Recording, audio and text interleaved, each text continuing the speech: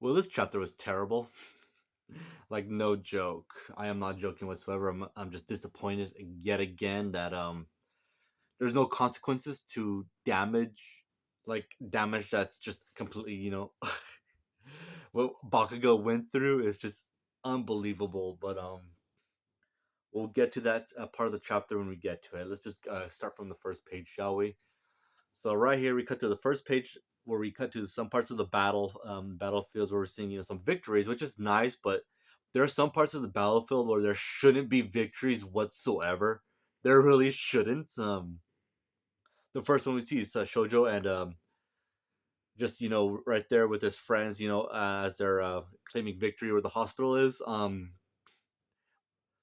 No, that shouldn't be happening. The riot was way too big, and I get Shoujo, just shouting out, that to not really, let people discriminate against you and change you and all that stuff, which is not bad, but not all thousands of people heard him. Like, there's no way in them just and then Spinner, being the leader of them and then charging into the hospital and no one following him. Again, thematically, that's actually not bad and pretty good. I like that, but the fact that it seems like everyone in the crowd except Spinner heard him, I was like, nah, that's I don't know. And then we cut to another part of the battlefield with Gang Orca managed to they defeated the Nomu, which no, not at all. I don't buy that. The why is because that's where the twice first spawned, right? Correct. That's when they first spawned. That's when they first started attacking, and that's when they kind of split up everywhere. Now, Gang Orca and his heroes were already tied up with the Nomu and a bunch of other heroes, and then just adding multiple twices coming in. Even a group of heroes that managed to get together and be hard counters to the twice clones got overrun. Eventually, got defeated. So yeah, Gang Orca and them should be dead. They really should be dead. It's just I just don't buy it. Then Yuga and Invisible Girl continuing going through destroying the plants from the assassin, which is not bad. I get it, but again, that fight just to see again that fight seems to have just been like Hirokoshi was like, oh yeah, let me just take care of this guy real quick. Okay, done, one chapter. It was just very odd to me, but them going around destroying the plants, like that's fine. And then we cut to another part of the battle where the fight is continuing on, which is very interesting from the looks of it, because we see heroes taking on these sludge creatures, and this one hero, or sorry, this villain, seemingly with the umbrella just standing there. Very interesting, I gotta say. Then we cut to other parts where they capture Mr. Skeptic, which again I thought that was contrived, but whatever. It made sense how they would locate him, find him, but them catching up with them so fast, it's like they could have caught him, not caught him later on, but they could have had like less, not lesser heroes, but like sidekicks capture him, because the heroes that captured him, you'd expect them to be on the battlefield. Then we cut to other parts, where the evacuation of the people is successful. There's no villains around the ruins of the Jakku Hospital. So yeah, so the events with the Jakku Hospital with where they fought Gigantemontica, that just everything's all well and nice, and also Lady Nagat is still alive, which she obviously shouldn't be. She should be dead, but whatever. Okay, I'll tell you exactly why she should be dead. No, not whatever. Okay, when we saw her get wounded, her body nearly got self-destructed. It was like very close, because All For One, planted an explosive in her, a quirk self exploding, that if she was, failed her mission, her body would kind of, just be destroyed. But she hang on long enough for them to get her to the hospital. Okay, and then her getting on top of the hospital, covered in wounds and everything, and making the shot, which obviously should have killed her. That would have actually been a good way to go out. She gave everything she can just to slow down Shigaraki. That's good stuff, but no, seems like she's gonna be alive and nothing terrible is gonna happen to her. Then we cut to Bakugo just releasing a massive explosion as All Might says, he's so fast. Then Ed's shot, still alive, says, at the brink of death, even for only a brief moment, he left Shigaraki in the dust, which is fine.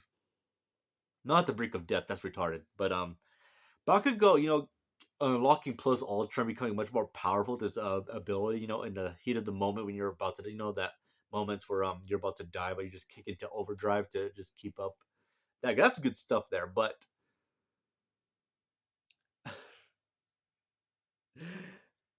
Bakugo got his heart shredded, and he's still able to continue on. That's just so stupid. As Bakugo is just going on, he got stronger. Bakugo unlocked more power. He came close to. He's not Saiyan. He doesn't get Zenkai boost. He doesn't. He's a human. Like his heart shredded, and he's still moving around. He's not. He's moving around as if yeah, as if sewing up his heart just made him that much more powerful, that much stronger, and unlocked new abilities. I could not believe it. As Bakugo just saying that I'm keep gotta make use more of these side effects. Gotta keep going, and All for One's on the ground, just regenerating, saying I'll kill him later, referring to Bakugo because he just starts bolting right towards Shigaraki because he just wants to take Shigaraki's body. As Shigaraki just kind of looks over Deku and says, "Fine with me. I'll just have to destroy him again and again." And who he's referring to, I'm assuming he's referring to Bakugo. That's who I think he's referring to. And he says, "I gotta destroy him again and again," which I don't know how in the world Shigaraki has a smile. Yeah, he's a maniac. I guess I get why he's a smile on his face. But then we get Deku saying, that yeah, I'm able to keep him at a distance and just wail on him, but that's not going to be enough to defeat Shigaraki, not whatsoever. Which is good on Deku, thinking about this because he's got Shigaraki tied, not touching the ground in the distance, and he just slams him, keeps hitting him and hitting him. But that's not going to be enough to defeat Shigaraki, none whatsoever. So I do like that Deku's thinking of trying to figure out other ways, but then he also brings up, you know, he's gonna do gear shift, and he says it's time for the final one.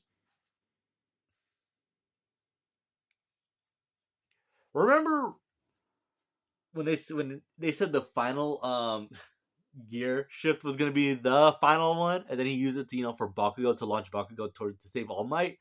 I was like, okay, that's good. I like that Deku used it to save All Might, but no, no, this is the final. You can't lap your shit your way out of this, Horikoshi. You just can't. This is terrible. This is absolutely terrible.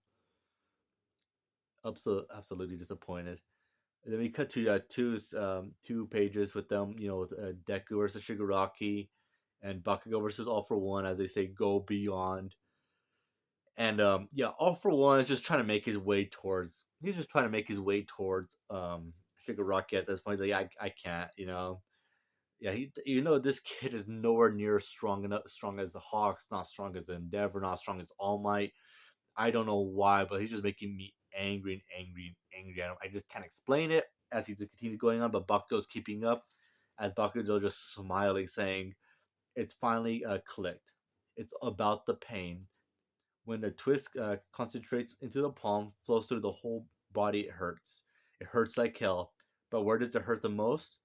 Well, the intervals between twigs.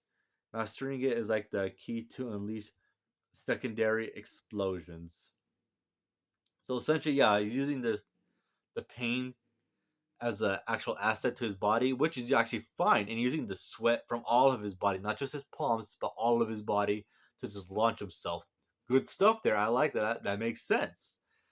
But after you get your heart exploded, he shoots himself so hard he slams into the ground and just laughing as blood spews from his mouth as he says, "I can't even stop." And he says, "Ah, ouch." As he continues to roll, and All for One just continues to go on saying, "How weird this is weird. Like, how can he keep fighting like this?" And Bakugo just nearly blitzes him. Okay, sure, whatever. It's retarded, but whatever. If Bakugo just got like a gut stabbed and Ed Shot saved him, I would still not be happy, but I would not be, angry like I am. Not angry, disappointed. Just because Bakugo is just going on, like, his heart got shredded. His heart's not healed, it's just been stitched. And he's doing all these moves that's insane to me. I just can't believe it. I legit can't.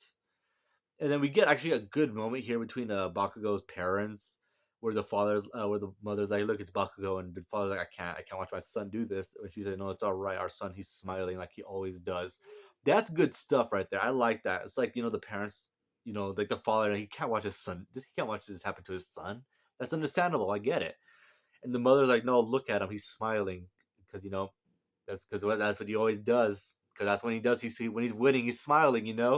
That's good stuff. That's the good stuff inside the turd.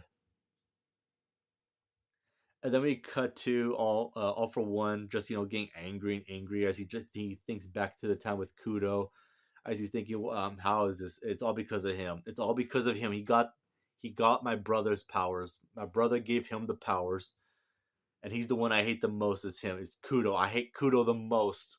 Understandable, actually. I get that a lot. That the dude that started this. Well, his brother did, but the one that first got transferred the powers, the one that started this whole chain thing, I get it. It's like, okay, that's fine. As All for One just shuts, as he's just angry, just recovering, but so angry, he says, it's all your fault, Kudo.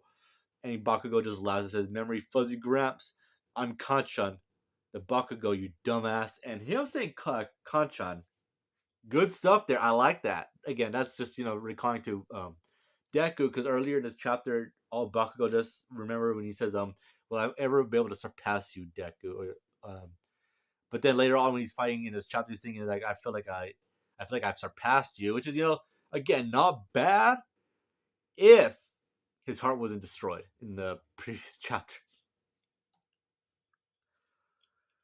Oh, 4 out of 10, 4 out of freaking 10. I mean, besides that, there's a lot of good no 3 out of 10 because the previous things in the beginning where it shows our heroes winning against some of the battlefields when they clearly a lot of them should be dead. But again, a lot of good stuff in here. It's just all covered in turd. 4 out of 10, just terrible writing. But some stuff that's actually in here that's actually good is genuinely really good. But just so much other stuff just doesn't add up, doesn't make sense. So yeah, it is what it is. 3 out of 10. So yeah, that concludes my review. If you listened this far, I appreciate it. And if you did, thank you for bearing with me. I just have to let it out because I was a big My Hero fan. I like My Hero. I still like early My Hero. This is the worst arc in all of My Hero. I'm not gonna lie. My Hero dipped in quality with all this happening, and it's just very very disappointing. Because again, I'm a big My Hero fan. I love My Hero, but not that good anymore. Anyway, I hope you guys take care and have a good one.